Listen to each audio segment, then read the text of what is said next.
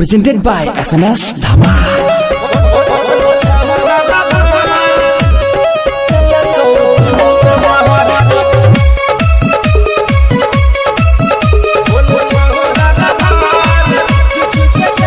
DJ Kamlesh Talpura DJ Kamlesh Talpura Nanaur बाजार मिलल रोज रोज कहाँ तू जाई छी कोच छौड़ा के रोज रोज रोज खाई छी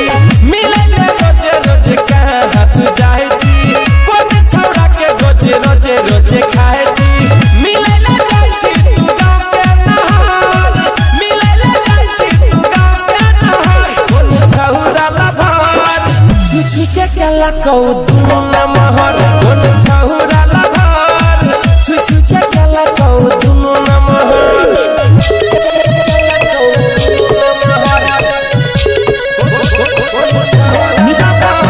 DJ कमलेश ननौर बाजार तालपुरा By SMS Dhama. कितना दिन से देखै छियौ हम तोहर चलितर एने ओने जाके उड़ाबै छही रोज कबूतर कितना दिन से देखै छियौ हम तोहर चलितर एने ओने जाके उड़ाबै छही रोज कबूतर भोरे के गाछी आबै छही दुपहर भोरे के गाछी आबै छही दुपहर कोन छहुरा लभार छुछी के केला कौ दुनु नमहर कोन छहुरा लभार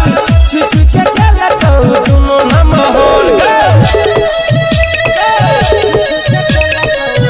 Mixed by DJ Kamlesh Nanaur बाजार तालपुरा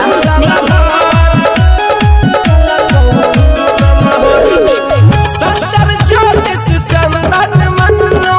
करे छलो तोहर खिस्सा पहिले सुखल छलो शरीरिया अब लागै छी मोनालिसा अब लागै छी मोनालिसा गे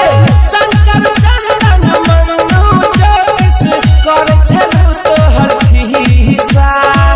पहिले सुखल रही गे छौरी अब लागै छी मोनालिसा रसपुरिया के साथ लुटा छी लहर डीजे ओम शक्ति साथ लुटा छी लहर कोन छौरा लभार छुछी के केला कौ दुनु नमहर एक छौरा दे बहार छुछी के केला कौ दुनु नमहर इलाका किसी के भी ऊपर धमाका DJ कमलेश के ही होगा।